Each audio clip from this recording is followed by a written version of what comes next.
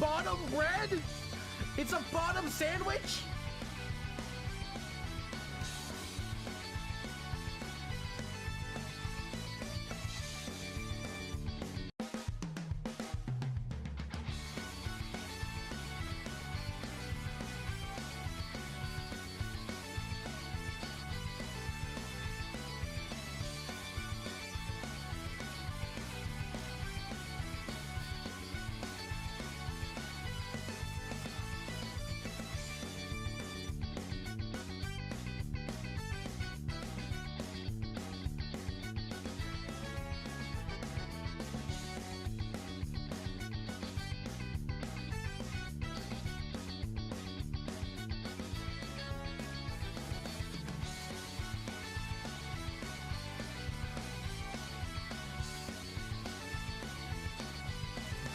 Bottom bread? It's a bottom sandwich?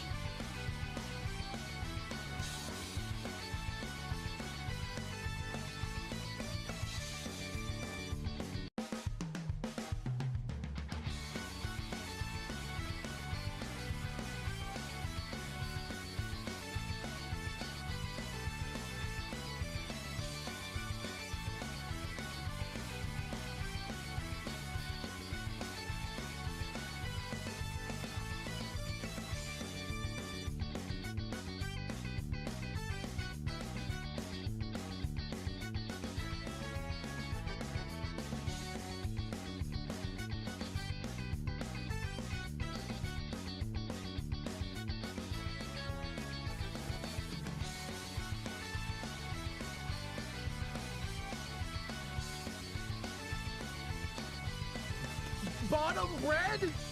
It's a bottom sandwich?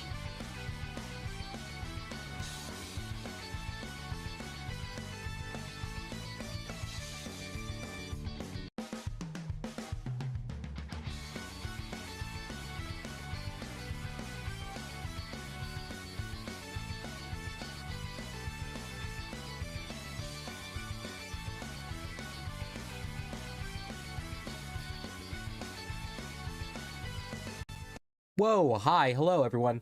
Hi, thanks for stopping by. Nice to see you here on... Trust me, that cough is vestigial. It's not that bad. I am feeling much better. The cough is mostly gone. It's mostly gone. Yeah, it's mostly gone. But yeah, no, I spent a lot of time today, cooking, but also approximately 20 minutes cooking on a presentation. I just want to, you know, talk about today because I think it's very important to think about here in our current time of year. It is the end of the year. It is about 8 days till the end of the year. And 1 second. It's about 8 days till the end of the year, and it's a good time for us to reflect. And one of the things that I always do whenever I need to think back is think of the things that inspire me. Hence why we're talking about the indomitable human spirit. You may be familiar with it in the form of memes, but I actually, like many things, I relate it to the media I consume. So I have decided to pull up some information, some very relevant information about some things that I believe really, really just embody the concept of the indomitable human spirit. So we're going to talk through that today, and if y'all have any questions, feel free to stop. This is a presentation, but it's also should be a dialogue between us as we talk through it. So firstly, let's go ahead and move here. Hi, Grim. We're talking about the indomitable human spirit, because it's time to reflect, think about what's been going on, and see how we can be inspired. And I think it's time to look at some of these common points of inspiration. A while back, I would say around like 2024, I started getting a bunch of these memes on my feed. You'll see people you might recognize. The basic idea behind this is the thought of why don't you just give up? Why do you ever give up? Because he never did. You know, the format aside, because that can also be, you know, taken as something weird. It's just something where if you think about it, there's a natural propensity for us to enjoy stories where we have protagonists who, as we can see to the bottom right, are never going to give it up. some of the ones I'd like to point out here, they were in contention for things I would have loved to have talked about. We just simply did not have the time or the resources because I started making this presentation approximately 45 minutes ago. People who will not give up. Ash, after over 20 years, 20 seasons of Pokemon, and having already technically beaten the Orange League, was able to both win the Alola League in Pokemon Sun and Moon, but because that was a new league, he didn't take over a champion or an Elite Four. What he did do later on in Journeys, I believe, is the final subtitle for his series, he did complete the Masters 8, having defeated many of the previous champions in the series. He defeated, I believe, Leon as his final opponent. He did not get to run back against Elaine from Kalos, which is unfortunate. He did indeed never give up. For those fans of Uma Musume that y'all see in the top center, that is indeed Haru Urara. Rest in peace, most recently deceased person on this board. She did indeed not win races, except for I think recently she did win a race for retired horses, but we still love her. And whenever we play it, we get sad. Top left, Halo Reach. Self-explanatory if y'all played Halo Reach. And in the center, we see some pretty important thoughts here about real life people who just don't give up. We have Brendan Fraser, who after undergoing blacklisting in the industry for what is, and I'm gonna just trigger warning on this one here, tied to harassment and assault at the hands of producers. He came back. He has a Brendan Fraser renaissance, essentially, with the movie The Whale, winning a Best Actor Oscar, and continuing to be an internet darling. Besides that, there was Kihei Kwan. Kihei Kwan, the actor Short Round in Indiana Jones, and also one of the Goonies, after having spent over 20 years working in behind the scenes, he came back with a vengeance, winning Best Supporting Actor in the film Everything Everywhere All at Once, one movie that, if I was talking about things that were not anime, would have definitely made my top 5 moments of the Indomitable Human Spirit. And on the bottom left, there's just a fun one there. That is one Hangman Adam Page, a pro wrestler from my favorite wrestling promotion, All Elite Wrestling, AEW. Great story about him overcoming enormous pressure, self-doubt, and alcoholism in order to become a savior and a homegrown talent for a burgeoning new promotion. But let's talk about it. One of the key concepts that I want to harp on is the fact that we, as storytellers and story readers, enjoy the concept of fighting fate. There are many different kinds of conflict. People will say, classically, man versus man, man versus self, man versus world. It continues on into other thoughts, thinking about things like man versus author, man versus society, man versus nature. But what I would like to talk about is man versus the divine, which I guess in some cases is the author. The concept of a hero, I'm saying concept, if a hero is to overcome odds, you should think of it as, an accomplishment. I wake up every morning, and that's an accomplishment in some ways, but I do it every morning. Every day, I don't go out, I don't play Dark Souls, I don't beat this guy from the meme image. It's not something that's particularly remarkable. So, I'm not constantly facing a downpour of absolute odds against me. What I have in the next setting,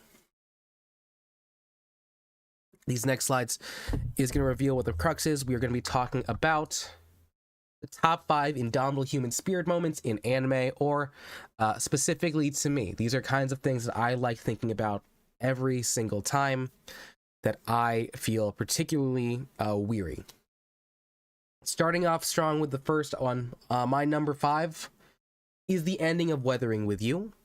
Weathering with You is a film by Makoto Shinkai. Makoto Shinkai, director of movies such as Garden of Words, Suzume, and most likely that you would know Kimi no Nawa. And I'm seeing a question in the chat from Grim. Did I include games in this presentation? I did not. These are all in particular related to anime. So I'm going to let us know why this should be a indomitable human spirit. And the story of Weathering With You is the story of a young runaway by the name of Hodaka. Hodaka leaves his island town on a boat and goes to the big city in Tokyo. In Tokyo, he illegally takes a job underneath not an elderly man, about a middle-aged man who writes for a occult magazine. And along the way, he gets into a bit of a puzzle here where he has possession of a gun, which is illegal in Japan to have. So he's involved with the Yakuza, but most of the story is actually him getting to know Hina, a girl that he believes is a year older than him, and through powers unbeknownst to the world, she can control the weather. She is a sunshine girl. They monetize it, they create a business, and there is a great element of found family where he and her get close. Her little brother becomes a member of the family as well, and the older man who employs him alongside his niece, they become a very formative unit.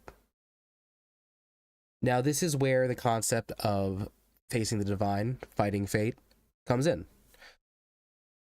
A weather girl is unable to survive long-term in the face of God. As she continues to use her powers, she starts to lose herself. She starts to float up into the air at points. She becomes transparent, very clear, liquidy. It's very much a sense of this girl will continue to do her job and bring good weather, and in doing so, she will fully disappear, no longer to exist. So we've gotten ourselves a setup here where it is, how do we keep Hina alive? And no one really knows. There's a lot of spiritualism that I am not familiar with, a lot of symbolism, but after a night out with both Hodaka and the little brother, she does disappear. She disappears into the sky. The boy gets arrested. The sun does clear up. So in a sense, the world has become less tumultuous with weather. It has taken Hina as a sacrifice. Now, I don't know what y'all think about, but I'm not sure if we'd be okay with sacrificing the life of an innocent in order to do that. There's a story that I'd like to find actually the citation for that I will talk about probably at a later date. It's a really great read. I think it's about the ones that walked back at Omelas, where there is a utopian society built entirely on the suffering of one child. But that's not something that Hodaka stands for. Rather, instead of that, he does his plucky anime protagonist thing. And what he does is he escapes police confinement because he did get arrested for owning the gun. He runs into the street, gets picked up by the man who employs him's niece. They go a little bit further on a motorcycle, evading police. The motorcycle breaks. Hodaka goes on top of train tracks, and for 6 minutes he is running to the soundtrack of Radwimps' Is There Anything Love Can Do? Or is there still anything love can do? And he goes to the top of the place where he first met Hina, which you can see here. And after a shootout after a fight with his adoptive dad, essentially, and the police, he jumps to the top, he goes into the sky, and then he sees her in basically a different sky dimension, and he grabs her hand. And he brings her down back to Earth. And then that's where we get the line, accompanied by probably one of the most banger bass drops I've ever heard in an anime OP, where Hina says, essentially, if I go back, the rain will get worse. We'll never, and then Hodoka drops what is probably the most selfish line in the movie, but I still have a soft spot for it. Who cares if we don't see the sunshine ever again? I want you more than any blue sky. This pulls back to thoughts of, romance, not necessarily just like, romantic as partners, but like romance. Like, this is a feeling where emotions overcomes logic. He's overcoming, the divine sky spirit, and he tells Hina to, rather than pray for sunshine like she does to clear up the rain, to pray for herself. And they do. And then they fall down to earth, and Tokyo proceeds to be flooded for a long time. Like, there's a 3-year time skip after he gets kicked out of Tokyo. And when he comes back to Tokyo, just submerged in water, it is flooded. It is like hurricanes every single day, kind of. This city has sunk. There is a lot of debate about the ending, whether or not this is like an anti climate change ending, but I like to think of this as an ending about passing along problems on to the next generation, where the insurmountable cruelty of sacrificing like a human life, like, to a cosmic deity that will leave the sunshine open, that should not have been a problem for them to do. It turns out that she's actually a year younger than Hodoka. She's just been lying about it. So when they do eventually reunite, this comes after a period of Hodoka thinking to himself, was it worth it? Was it all right for me to do this thing here? Even though people don't believe it, because it does sound far-fetched, by the rules of the anime itself, we know that, yes, they did cause it. And then he sees her. She's praying. We don't know if it's for sunshine or for anything whatsoever. But they do reunite. They hug. The camera pans up to the sky. Still raining. And then there's a beat drop for the music. And that is what I would say the most responsible look at the Indomitable Human Spirit. We do see the consequences of it, of fighting fate, wherein you do get a small victory, but it may be not a victory for everyone else. But I think ethically, this is probably the cleanest one we're going to see here today. For those of you in chat, I do want to ask, what questions do we have about Weathering with You? This is a very rudimentary sort of summary. I do think this is my favorite Shinkai film. That is not a popular opinion. Honestly, a lot of people follow this somewhere near the middle, or like definitely below his new output.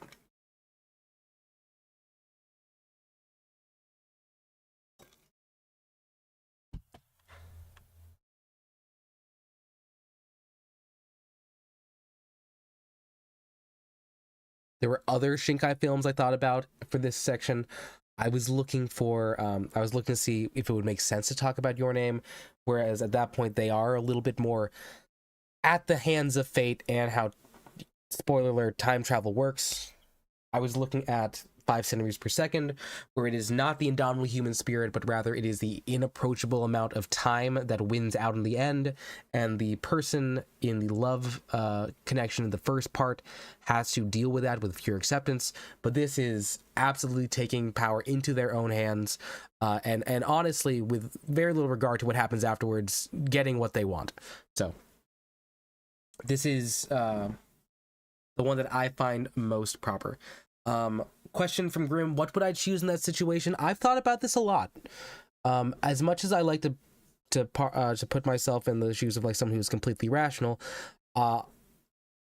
if I were to accept the fact that the world hinges upon sacrificing a person, and then making more people to be Sunshine Girls, I think that would be a significantly unfair system.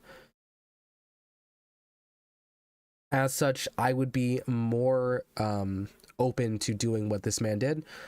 Hodoka, however, is much better than me in the fact that I don't do cardio, and if you look at the end sequence of this, he does a lot of running, so I don't think I would do particularly great. I wish I would have the willpower that this man has, is the best way to answer this. Oh, hey, Tempest, what's up? We're currently talking about the Indomitable Human Spirit. I'm at a diagonal now. That's the gist of the present of the stream today. We're just talking about Indomitable Human Spirit and why it's important. The spirit is willing, but the body is weak. That is actually extremely correct, Grim. My body is weak, and I definitely could not pull that off. Thank you for the Yaoi Tempest. So let's move on to the fourth of my top 5 Indomitable Human Spirit moments in anime. And that is Rock Lee versus Gaara. Not Rock Lee dropping the weights, which is what I see a lot of people talk about. If you are aware of Naruto, there's a whole lot of discourse that goes on when you're talking on the best characters, what the actual themes of it are, and that's something I can talk about at a different day. But right now I need to talk about another scene that makes me cry like a baby, and that is Rock Lee versus Gaara in the Chunin exams. This is immediately after this is after the first stage, which is the written test, followed by the Forest of Death. Going into this next round, I want to say this counts as not the quarterfinals, but it's the final weedout before Konoha Crush. The body is Reggie. Rock Lee's body was not. The story behind this is we have Gaara. He is, I can't say he's a Jinchuriki because that concept doesn't get pulled out, but basically he has a tailed beast inside of him. And he has very little human connection. He's very stoic. Up until this point, he has never been hit before. And in this matchup, he draws a lot against Rock Lee, the character in Naruto who is the closest to an actual real life ninja, purely because unlike everyone else, he cannot do any sort of transformation power or what you would say in power scaling, just chakra BS. He has no jutsu. His entire ability to fight relies on him being an amazing prodigy at hand-to-hand combat.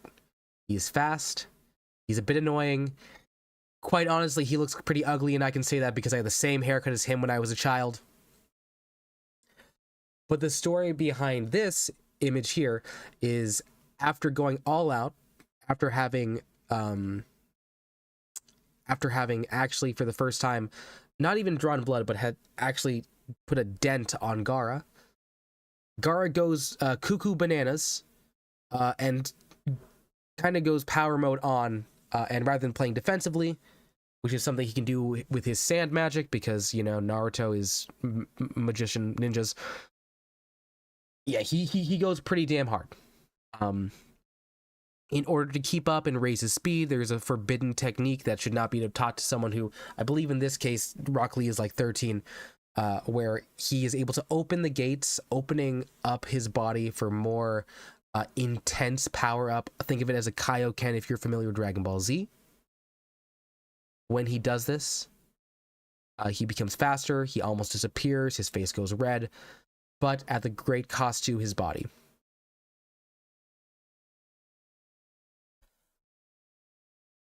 Eventually, Gaara, being kind of overpowered, and also, again, a sand wizard, he does end up trapping Rock Lee in the sand, crushes his knee, ending the fight. So, in pretty much any other fight, that should have been stopped for, because this is supposed to be like a multi-city tournament, that should have stopped for ref's decision, but the refs, canonically, in this part of the series, don't do well. I'm pretty sure a kid straight up dies here, but it's not him. So he loses, and people are on the sidelines saying that, wow, that was so cool. But then when the dust settles, or should I rather say the sand settles, we see Rock Lee standing up like this, beckoning to him to come on, beckoning Gaara to come and fight him. Gaara does not fight him. Instead, his sensei, Might Guy, who looks like him but taller, I don't believe they're actually related, walks up to him and says the line below, "Look at you, not even conscious and still determined to show the world what you can do. You've already proven it." The worst part about this is that it's so good. It's such a good scene, and it kind of derails the concept of Naruto being the internet's favorite Naruto protagonist, because it spawns a whole discourse about hard work versus talent, because eventually it turns out that like Naruto is cosmically maybe the most talented individual in the series. But that doesn't really matter because Rock Lee does his best, and that is, if anything, probably more impressive. Oh, hey, Ark. What's up? We're currently talking about my favorite moments that really embody the indomitable human spirit in anime. Right now, we're talking about Rock Lee versus Gaara. Do you have any questions about this? This is the 4th of 5. So we're at we started at 5, starting with you. Now we're at 4. Before we move on, what questions do we have about Rock Lee versus Gaara, my opinions, etc., etc.? And as always, I'm willing to argue in favor of this. These are things that I come back to. Legitimately, when I get super duper sad, or if I feel like lonely, I pop in the Rock Lee versus Gaara fight, and I just watch it for a bit. Yeah, hey Luminal, what's up? Here, Luminal, let me get you the stuff here. Question from Grim: didn't Might Guy 2 also, by being another one who didn't use any ninja magic, almost kill Madara? That is also correct. If you go all the way into Shippuden, there is a moment where I think Might Guy actually goes through all of the gates. So there are heavenly gates. Rock Lee as a child could not go through all of them, but Rock Lee witnesses Guy in the final fight against Madara, and by the end of it, he becomes a smoldering mess. He exerts his body to the point where he's so much like actual burning that he really should die, and it almost seems like he should have beaten the big bad, but then the big bad ended up not being the big bad. It was Space God. Chakra Jesus saved his life to be bound to a wheelchair. Yeah, Ark, that's exactly the way it ends up. He is very much the same as Lee, except instead of a sand, it was Madara. Yeah. Okay. All right. Here we are. We hit part 3 of 5. This is the exact midway point in terms of what I think what embodies the indomitable human spirit. This is from the anime Tengen Toppa Gurren Lagann. Looking around my room, I have like 5 figurines of this and like 3 posters, which makes me feel weird putting it 3, but I think in terms of my ranking, it'll make a little bit more sense here. The story of Gurren Lagann is legitimately just, can we fight fate? Can we self-determine? Does free will exist? At the beginning of the series, Simon, about 13, is accompanied by his adoptive older brother, Kamina. You may know him from the phrase, who the hell do you think I am? And pointing into the sky, wearing some really cool glasses. Yeah, no, but he's gone by this point of the anime. And after having basically liberated the entire known universe from overrule from a bunch of animals, I think there was a snake, there was a mole, there was a gorilla, and there was another one. Yeah, there are beastmen, and then they move humanity above ground. They take over. They defeat a man named Lord Genome. Lord Genome brings up a prophecy that later comes true. The prophecy being that once a million people are living above ground, a cosmic being or a race of cosmic beings known as the Anti-Spirals are going to come down and destroy the planet. Basically, destroy everyone there. Now, that doesn't fly with the team that he is on our protagonist side, known as Team Daiguren. Daiguren is comprised of those revolutionaries that helped them free themselves over the past decade, bringing more people up to the surface to have kids, as well as later on a former ally of Lord Genome. Yes, and I'm seeing Ark is talking about watching Gurren Lagann got you braver to do new things, epitome of fucking weeball. A reason why this is part of the indomitable human spirit. This is one of those anime where rule of cool exists. I don't like thinking about power scaling. If anyone has watched Death Battle, we know how insane this goes. But by the end of it, After having lost many of their allies in the deep depths of space while trying to retrieve Simone, the leader's fiance, from the anti-spiral menace. They grow to the size of literal galaxies in their mech, turning from a boat into whatever you see in front of us, and they go in mass combat with what is really a very fluid size space of anti-spiral. So when it gets to that point, they're literally throwing galaxies, they're throwing hands, and then you hear this right before Simone goes for the 1v1.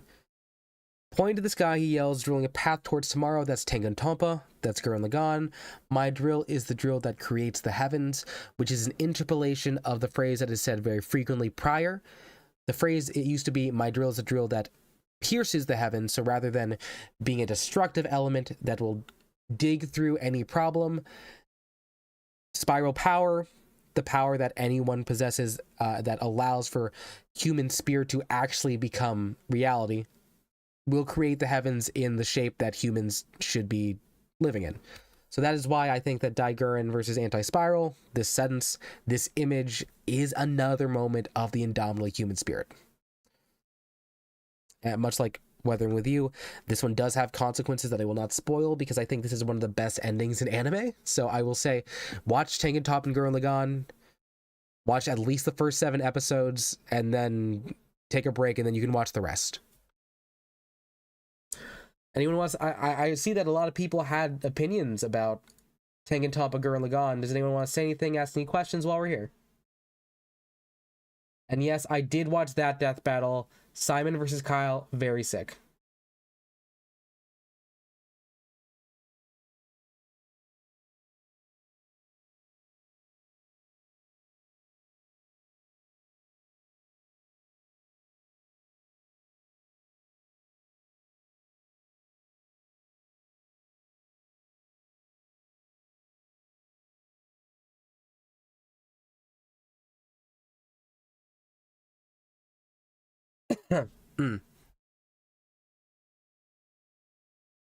Okay.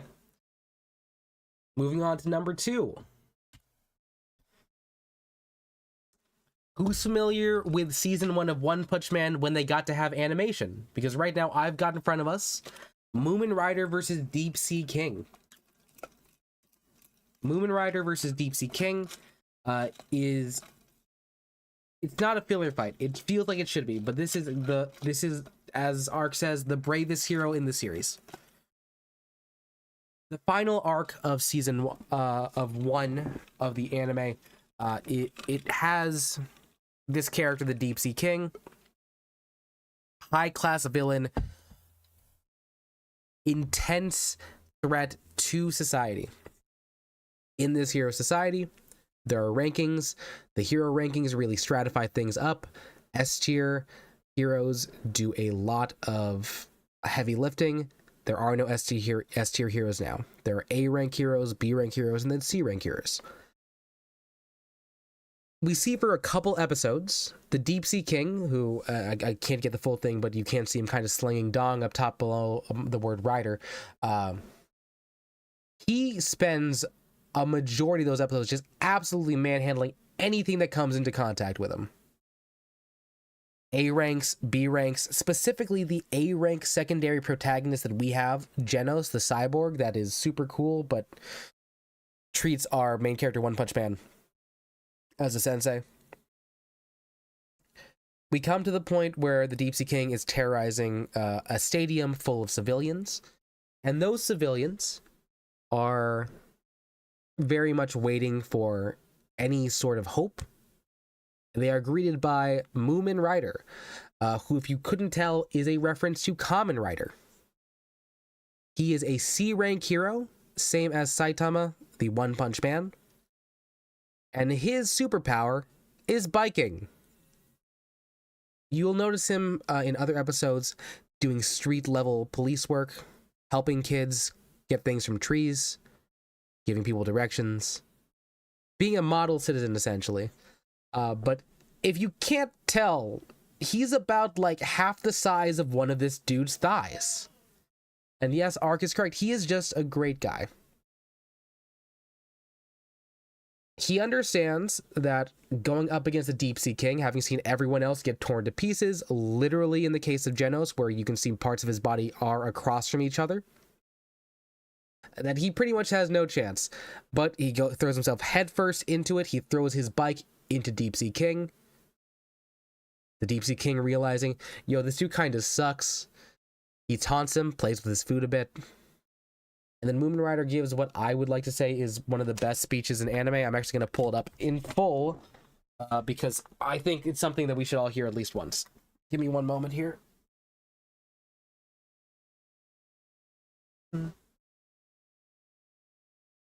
Where are you?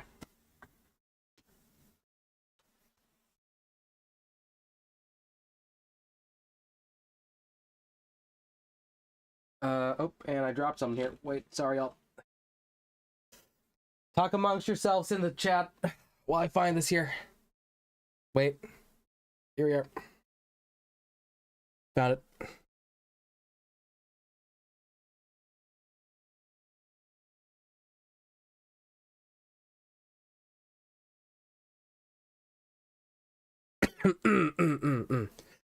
Oh.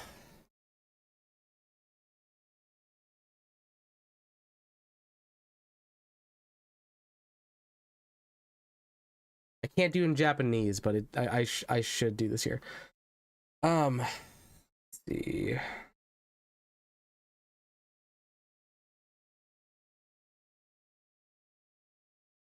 Now, this is unfortunate because it looks like the one I was using earlier today just is showing in Japanese. I am on. Oh, hi Yumi. We're talking about Moomin Rider. I'm trying to find the transcript so we can get the full thing here. Ah, here it is.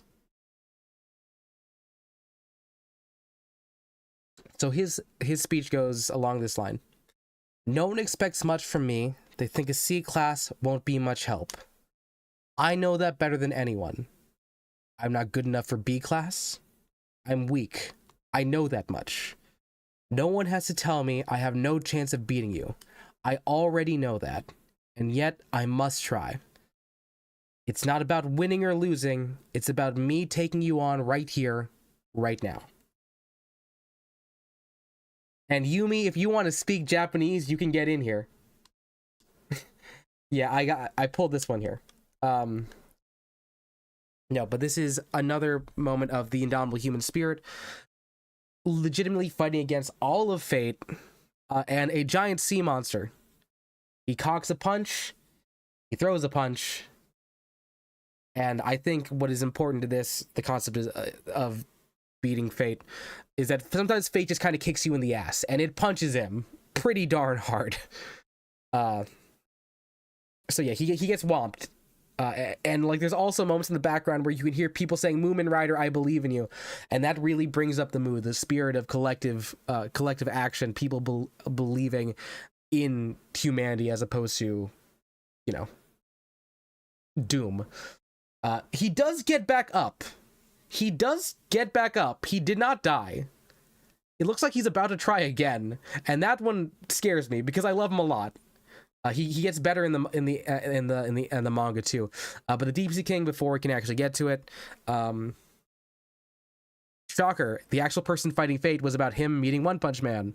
When Saitama shows up, he gets no-diffed, one shot, disappears, entire problem has been solved. That's the whole gist of it. And a lot of times you could see this being played off as like anti-comedy, like a lot of One Punch Man, but it's played so straight. And the reason why this is above Gurren Lagann is because we see what I think is one of the worst parts of One Punch Man, and also conversely the same worst parts of My Hero Academia, which is the fact that civilians just kind of suck. And the civilian, you'll have someone saying like, dang, One Punch Man, that guy's the Cape Baldy, he's a C rank. Must not have been very strong of a person for a C rank to be there. Fully having seen how absolutely destroyed everyone else was there. Prairie Prisoner, gone. Not Speed of Sonic, or maybe it was him, gone. Genos, half of him is off in a puddle somewhere. Moomin Rider, about to die.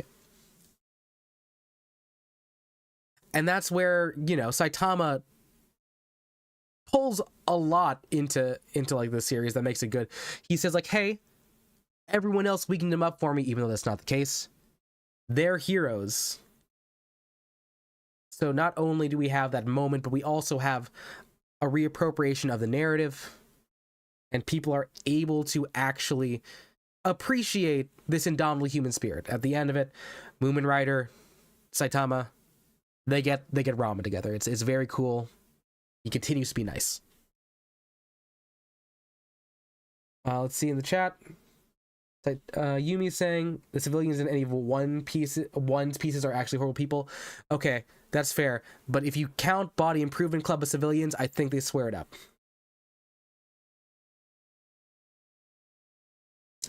See, and Ark, I'm not sure if like that's the way I would take it, because honestly, they do live in a fantasy land. A giant sea monster in a cod piece just no-dipped half of their police. It is a family. It is a family, man. Sorry, it's not Family Guy. That's a family. It is a fantasy land. The real thing is, this is about perception, and the way that those perceptions are really brought to light and exacerbated based on the fact that there is a ranking system, that these heroes are scaled. It doesn't matter, it was a collective effort, even though it wasn't. It's why I don't like power scaling fights a lot. It just becomes who hits the hardest, because like the real hero, well, it's all the heroes, but I would argue that the most heroic person in that arc is Moomin Rider, just because he knows he's not making it out of there alive.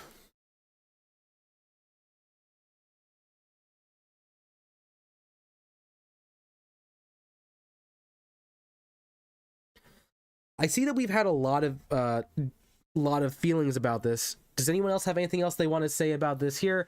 I'm seeing Yumi is saying that Moomin Rider is the most hero. I don't think anyone would fault you for saying that, and I would definitely not do that.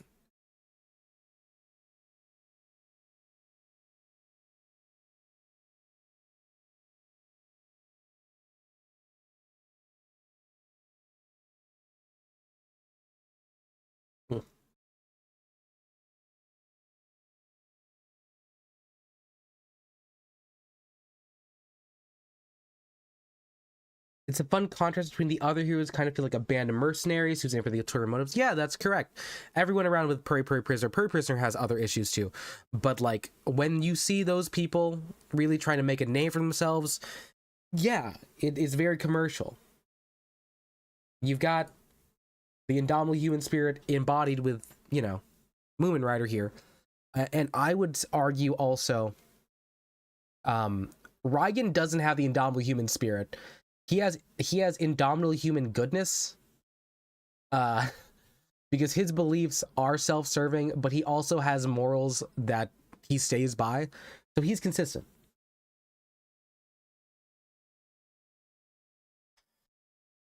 From Arc,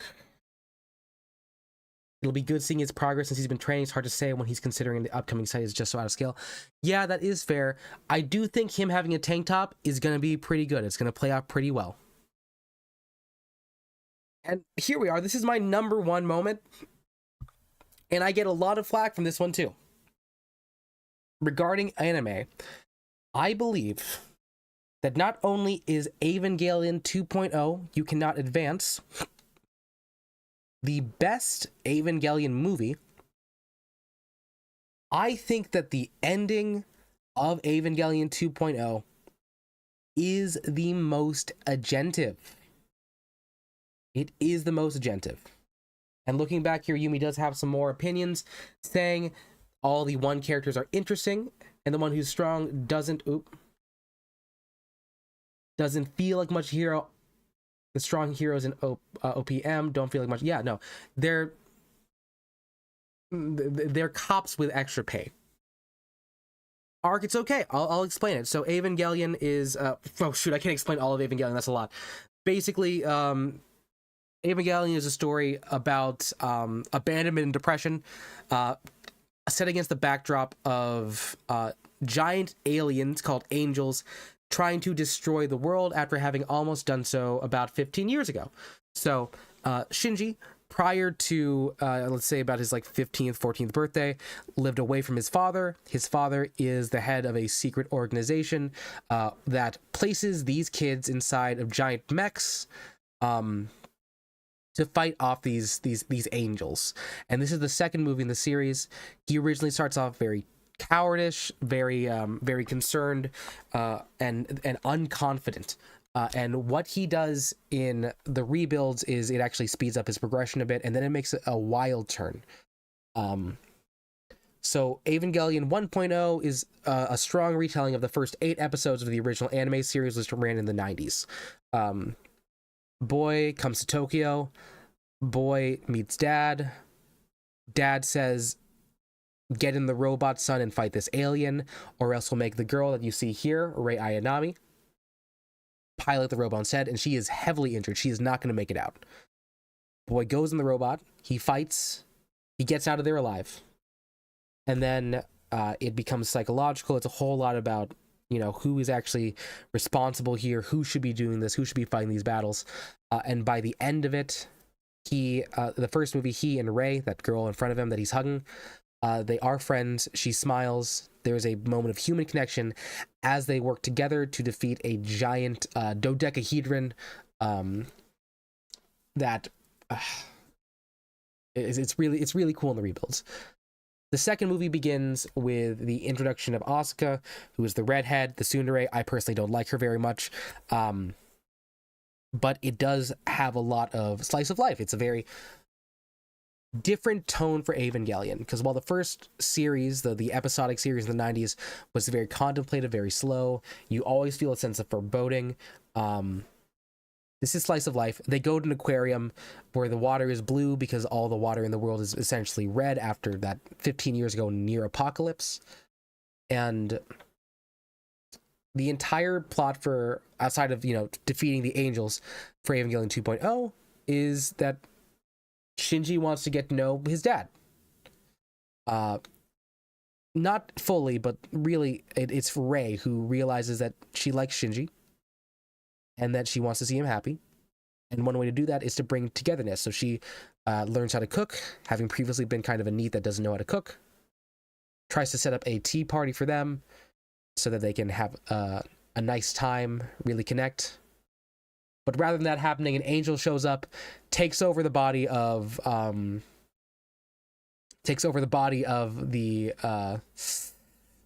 Ava, or the giant mech that redhead Asuka is in. It goes apeshit. Shinji is forced to absolutely destroy her, knowing that she is in the cockpit. He chooses not to. Dad, instead of being a good dad, instead does a manual override, and with Shinji inside of the machine, he makes the machine literally bite out that girl's body. Like, it is almost certainly a murder in almost any other movie. And the kid is forced to watch the entire time. People are vomiting. It is intense. And you start to think, wow, we should probably never let this dad talk to his son again. So Shinji then decides, I'm going to not pilot the robot. This is fucked up. And, good for him. He's making a choice. But that's not the choice here. The choice is another angel shows up, and Rei gets in the robot, and in order to make it so Shinji never has to pilot again, she gets a big sacrifice going, and she gets consumed by an angel. And that triggers a third impact, or another one of those near apocalypse events where everything turns red, and the aliens called angels from the sky, they just kind of go kablooey. Winds start picking up. The Earth is very surely doomed. After some combat with another pilot who I would talk a lot about more if we were actually talking about things like the fourth movie or the third movie, shows up. Her mech gets damaged. but she gets damaged in front of Shinji. And she encourages Shinji to go do what he does best, get in the robot, make a choice.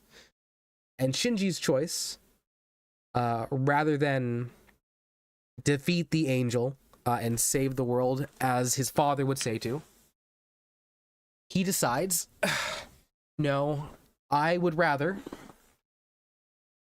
go into this angel and retrieve Rei.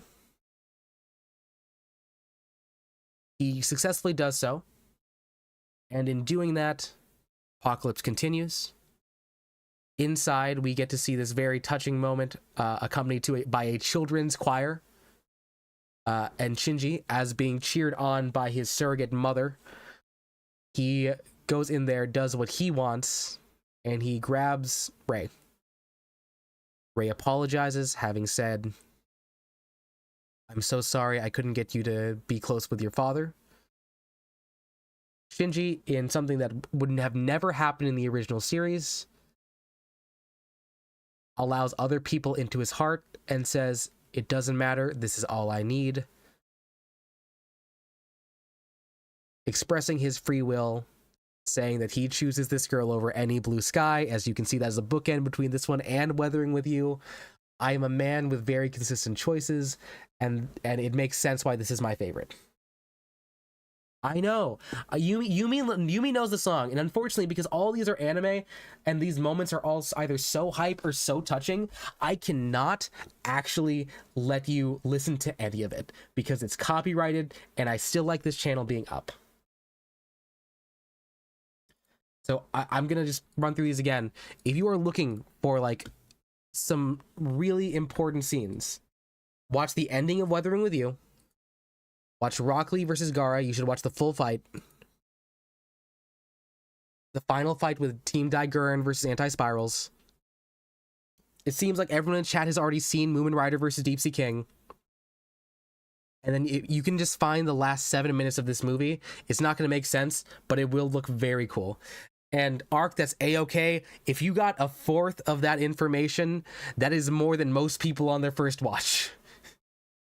It's a very deep series. It is one of the most important series in the history of otaku and fandom. Legitimately, I'm looking off to my bookshelf, and there are a lot of philosophy books with the Evangelion characters on them. So I would recommend them if I could, but there they are. Yumi is saying, yes, the impact of Shinji basically forced to do things his entire life, but the one time he chooses to do something on his own accord, it all just collapses. Yes, I like to imagine Shinji happy. Reason being is, during the end credits scene, literally Deus Ex Machina, also known as Fate +1, shoves a spear in the middle of the machine, stopping their reunion, and we don't know what happens until the next movie shows up, Evangelion 3.0, which I think is a bit of a slog, but it sets up 3.0 plus 1.0, or Evangelion 4. It sets that up pretty well. And I'll pause here now because, yes, we are talking about Evangelion, so it is naturally going to be extremely confusing.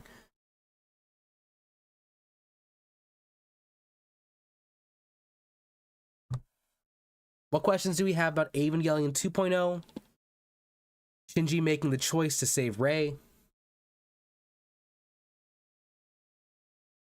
And why I believe this is my most important Indomitable Human Spirit moment in anime.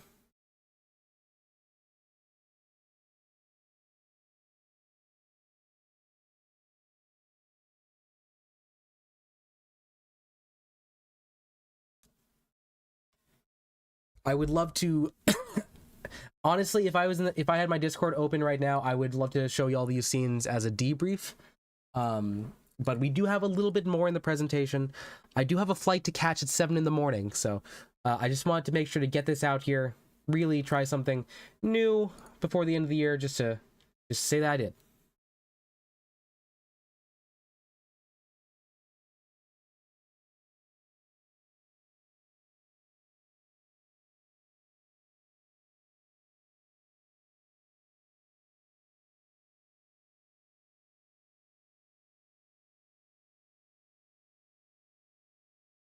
Yumi says, I wouldn't call Shinji's indomitable human spirit. I would argue it is, at least in the rebuilds. If we're talking about Shinji if we're talking about Shinji in the original series, it's not indomitable. In Evangelion 1 and 2, the Shinji is a much different Shinji. He is a more like confident agent in the story. I think this is his Team Gurren moment. He has a falter, but he does find his spirit in this moment, even if it disappears for everything until the last 20 minutes of the final movie. Yeah, Grim, if you would like to give your own indomitable human spirit moment, that is a-okay with me. Please share with the class.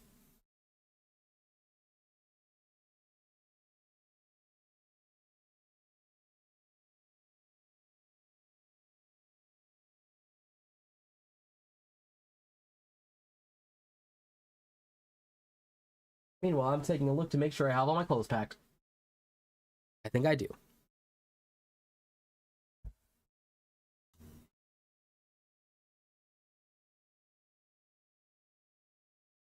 Oh, so the reason that you... Okay, so the reason was you asked if I had games in the presentation.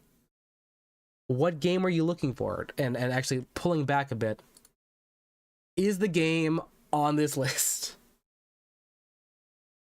Oh, okay, Monster Hunter. Monster Hunter is the game that makes you feel like that. I am aware of the gist there, where you see a whole lot of big-ass monsters, and you're small, but you do get to face against those giant beasts, so I can see where that can be that.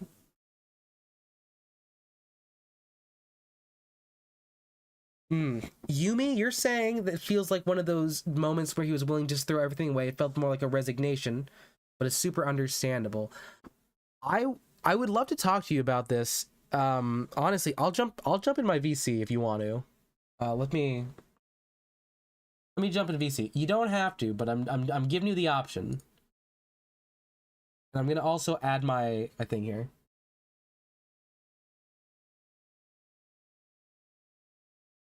Tell the oceans wide, you know, da da da da da da. Do do do do do do do do do.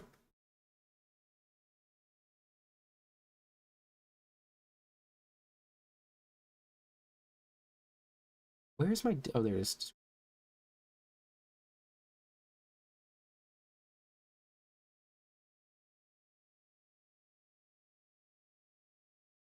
I'm just gonna put Rick Astley over there.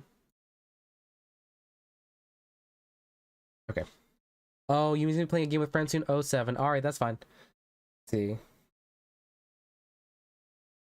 Grim says you'll come against these monsters that'll push you and you'll fail several times, so the more you fight, the more you learn, the more you adapt. Yeah, that's pretty indomitable. Yeah, literally filling up with human spirit. That's a great way to think about it. That is the indomitable human spirit right there. Overcoming tremendous odds by way of continuing to push against.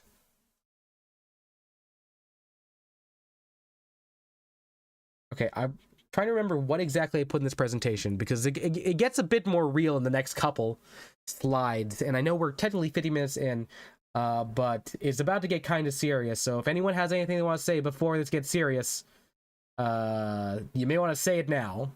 About to get actually kind of real. The reason why we're using original Kaz shape instead of anything else.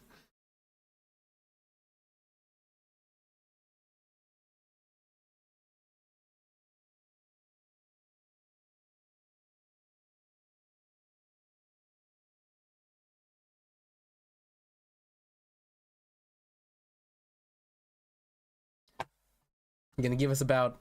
I'll give us about 30 seconds before I hit the this is real kind of switch.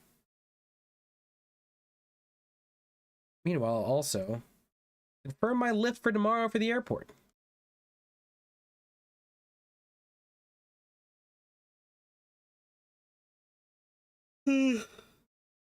Oh.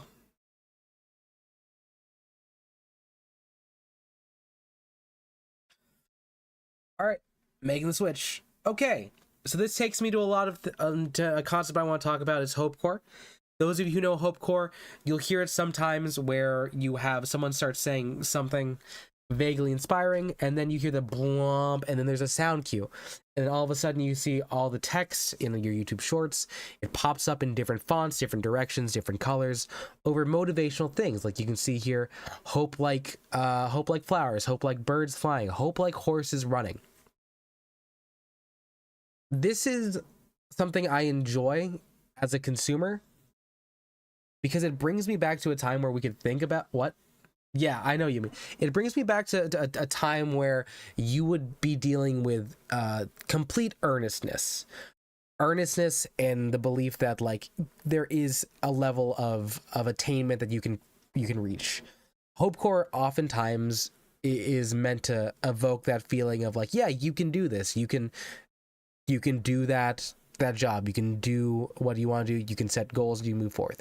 There is a level of ironic hopecore where people put the music and the images over something that is definitely not hopeful, but still the emotions of the music will swell forward and forward. And even if it is slightly ironic, the end result is the same. You should feel an energy to move forward. One of the most common ways to do this is let me see if I can get the hopecore sound up here.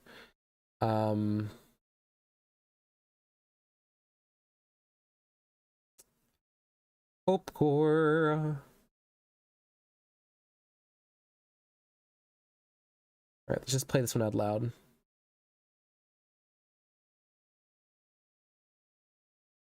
Sun don't stop for nobody. Nope.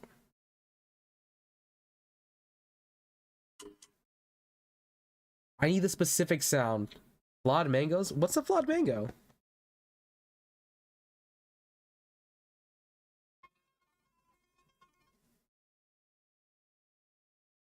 You are a regular guy. I'm gonna just play this into my thing. You're a regular guy.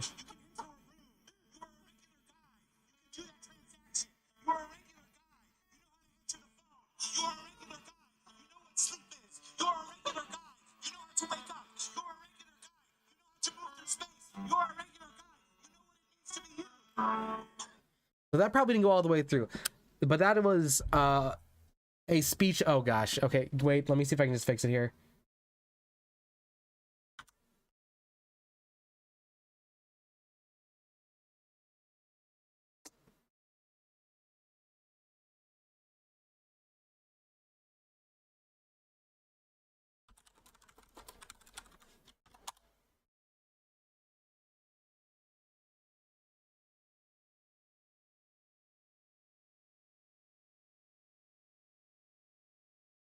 This will do it.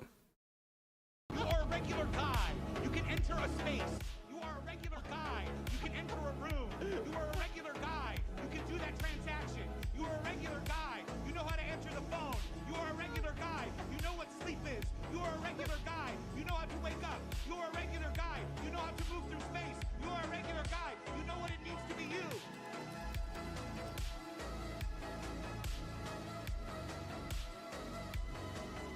Is it this one?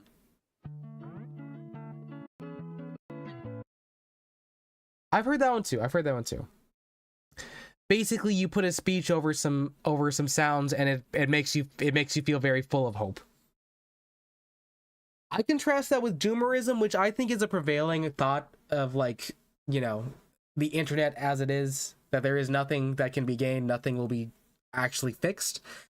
As such, people will live in a sense of there is no sort of hope. As Yumi says, hopium.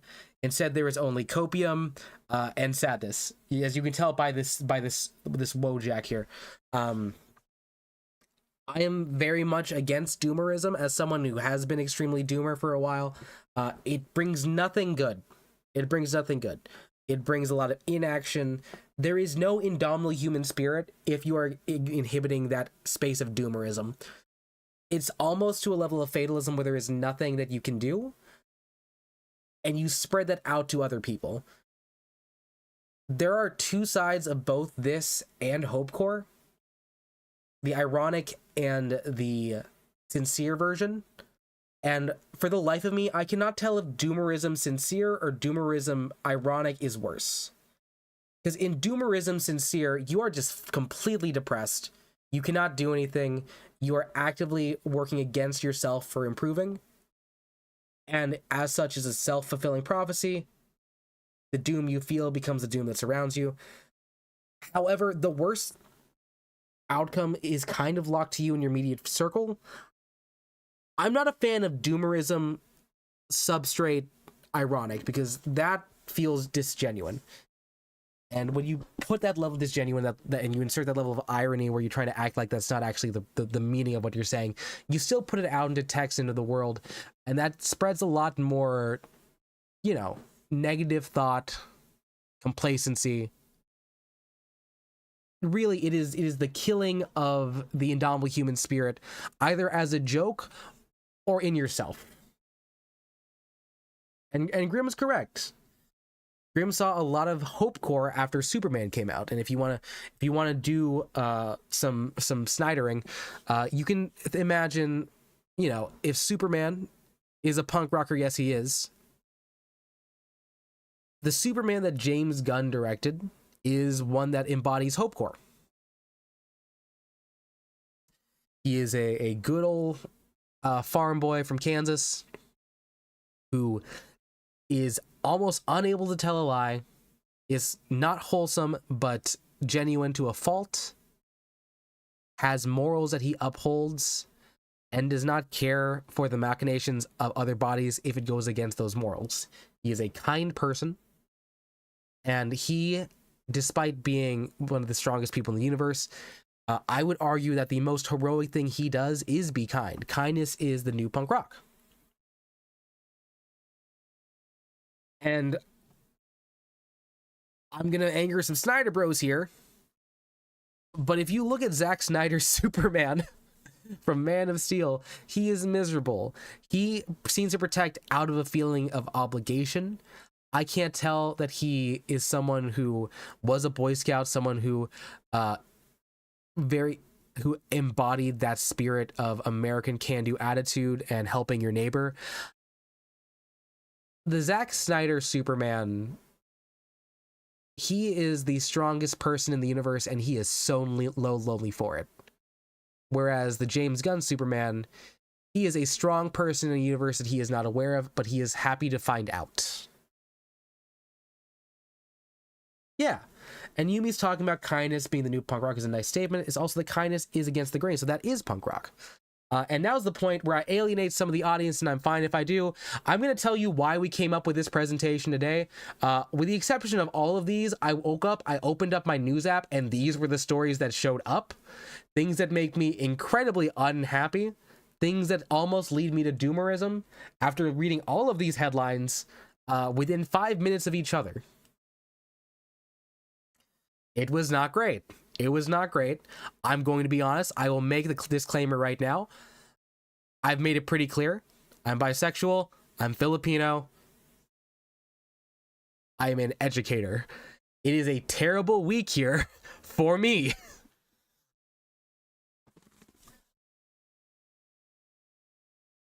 I went to upper education. I've graded essays, I've taught writing, I've taught creative writing. I've read that Oklahoma student's essay.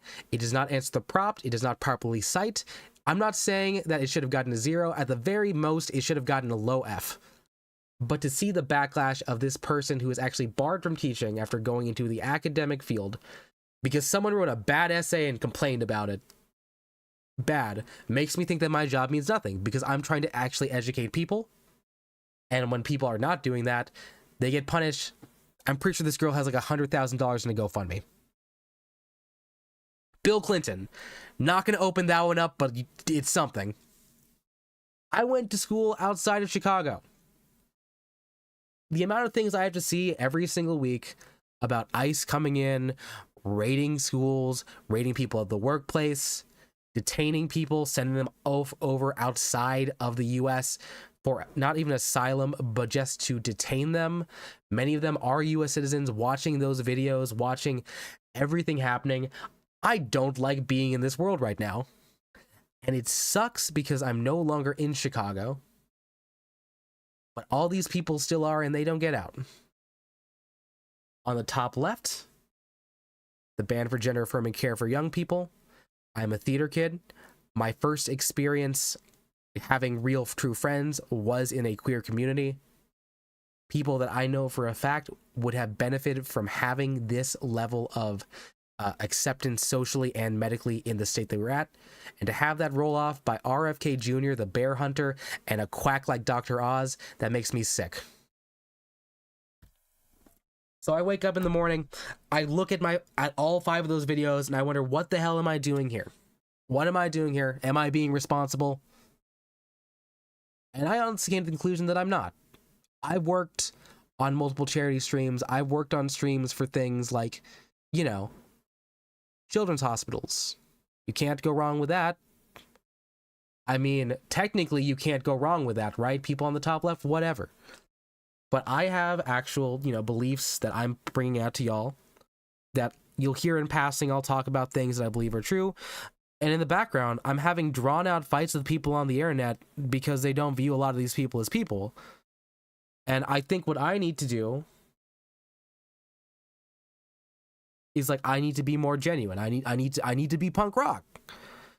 So my resolution for this next year was to be a bit more true to myself. And while I have been cultivating an audience, I want to make sure it's not an audience that's just going to be, here for the funny ha-has. I want people to be able to read. That was this year's resolution. I think that helped a bit. But now I want people to understand that I am a being with moral tension. So I want to do more this year. I backed out. I was planning multiple charities for the Trevor Project. I was looking at the Trevor Project. I was looking at other advocacy things. I'm looking for local things in Chicago. And I just didn't do any of that. So I can't do that this next year. I can't. I can't keep looking at just all my indomitable human spirits, because as I was looking at this, I was thinking about everything else going terribly, horribly wrong, and how little I had done to it, little I had done to speak out to it with the platform that I have. And yes, Grim, I did see the mutually assured destruction. I'm fine with that. Prosecute both of them. I've seen the pictures. Disgusting.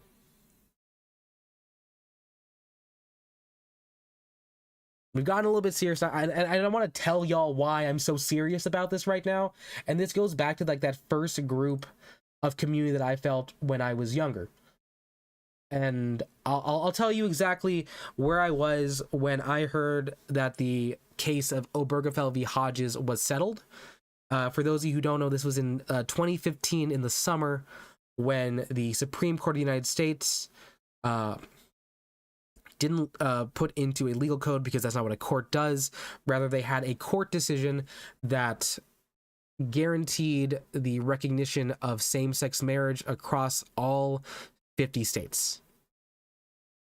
I was in gym.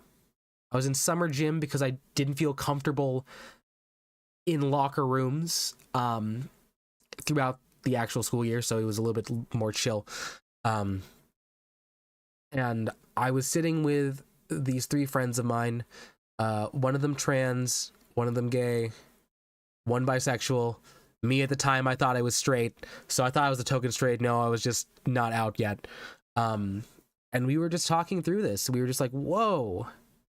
We were literally walking the mile a second ago, and now I feel like we made so much progress here.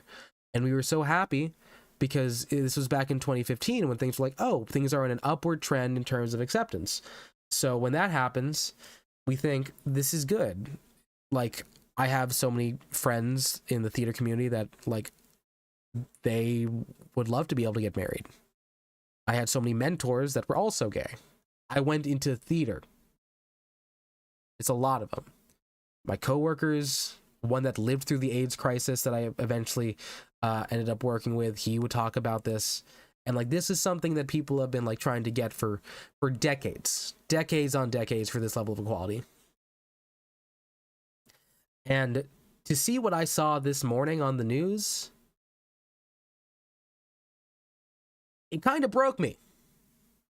I'm gonna be honest. This could be a crash out stream. This really could be a crash out stream, and I don't want to be a crash out stream to like the level of like the one that happened, like the one that happened in February, because this one doesn't actually affect me as closely, but it still makes me very mad. Because I can have as many drawn out fights with people on the internet as possible, but I'm not making changes. So I thought that it was time to be a little bit more Indomitable Human Spirit. And I did some reading, and then it brought me to like a couple other things here.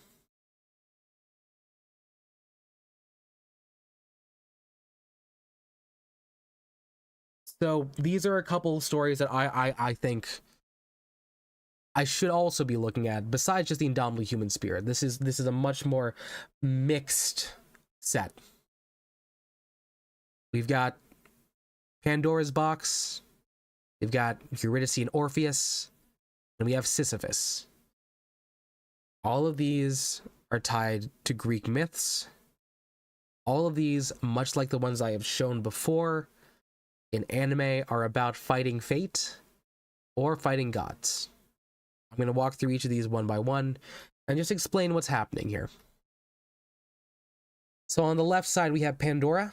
Pandora, a woman given the gift of curiosity, of thinking about what the world could be. In a sort of cruel cosmic joke, the gods also prevent her with what is in the original text a jar, but for colloquially we call it a box. The box contains a secret. She's told not to open the box, but as many people are going to say, if you are given a box and told not to open it, you're probably going to open the box. She opens the box, out goes plagues, sickness, darkness. Something has opened, and everything gets worse. In the center, we have Orpheus and Eurydice. This is a story wherein Orpheus, great musician, great artist, great poet, loved by many gods. He is in love with a nymph by the name of Eurydice. Eurydice dies, goes to Hades, and much like two of my number 5, my number 1 position, not blinded by love, but motivated by love, Orpheus decides, I will go down to Hades, I will retrieve my lover, and I will bring her back so we can basically override what the gods have said, because our love is that strong. He goes down, he plays a song so beautiful it convinces the god Hades to allow her to leave with him, and so long as he does not look back the entire trek up, she is allowed to get out. Otherwise, she's stuck there forever. He gets so close, he rides to the very top of Hades, and then doubt comes in, and as he's walking out, he looks back, he sees Eurydice, and he sighs. Happy that his lover is with him. Unfortunately, they are not outside of Hades, and she is brought back down. Later on, he dies after being ripped apart by Maenads. And lastly, we have Sisyphus, a man tasked by the gods after cheating death twice to roll a boulder up a hill for all of eternity with no respite, with no repose. And if he gets to the top, boulder falls back down. All of these stories put people at the very lowest of the low, responsible for natural disasters, responsible for the loss of close loved ones, not responsible in the fate of literally an entire system of heaven up against you. But there are other things that you should know too.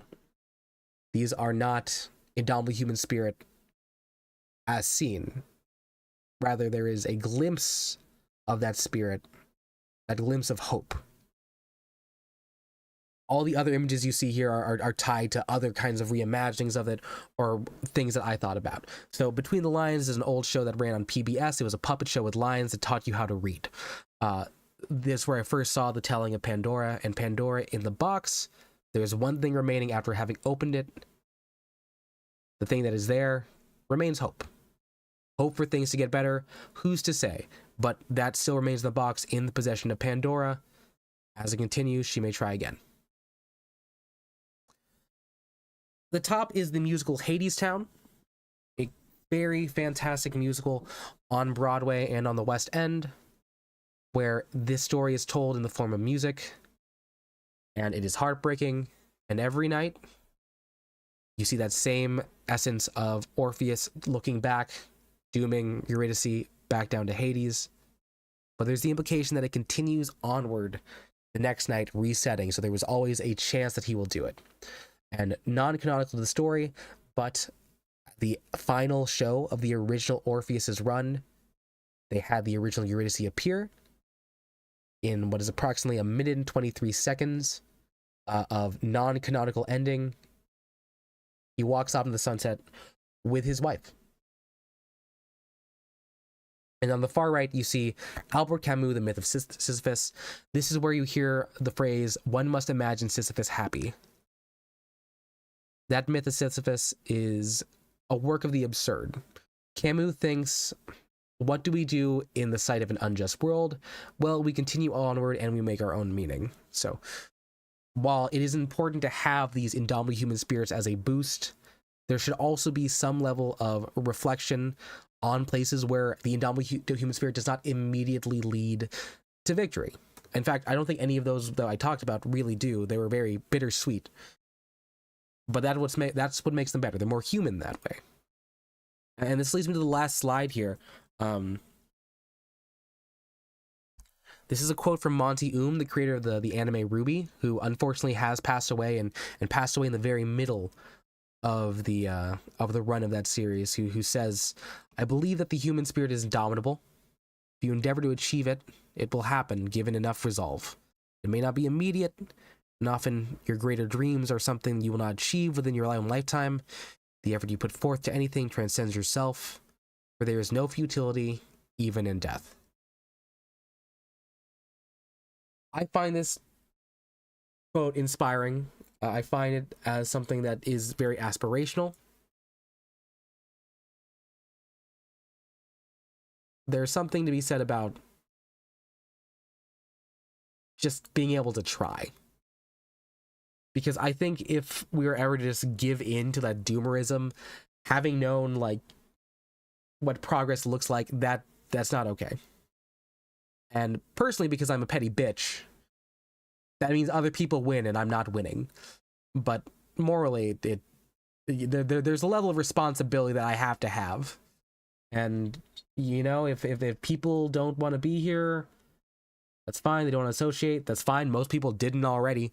But yeah, when I said this is going to be an important one, I just wanted to make that clear in that YouTube post. So if anyone does make it to this end here, or anyone watches it back, know that this next year is going to be a little bit more intentional. I love working with Gamers Outreach, and I'll probably do at least one event next year. But I need y'all to help keep me accountable. There's gonna be big changes in the channel, both visually, but also we're gonna use this platform for good. And if that means we have to cull the community a bit, we'll do it. This is yeah. That's about a minute and 30. That's about an hour and 30 minutes of me yapping. So if anyone wants to say anything right now, go on ahead.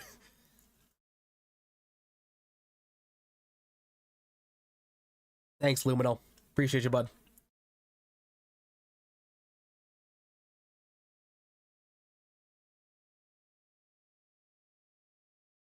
Oh, my throat is gonna be dead in the morning. It was already sick today. Appreciate the literacy uses.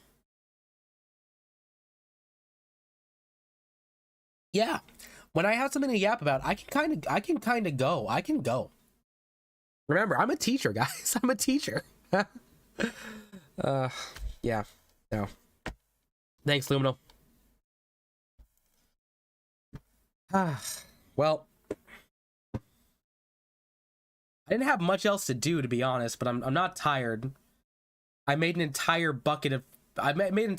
bucket of like popcorn chicken, and I doused it in General Tso sauce, and I ate that.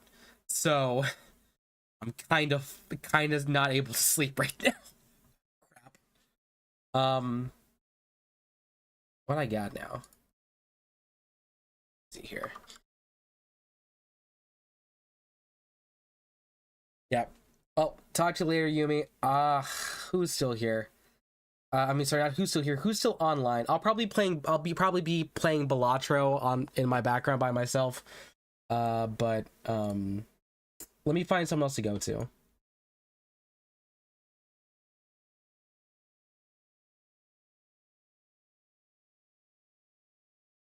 I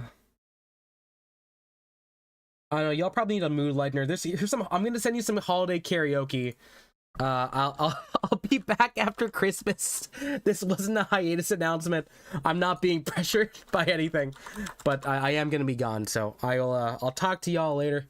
If I don't see you soon, I'll see you later. Okay, bye.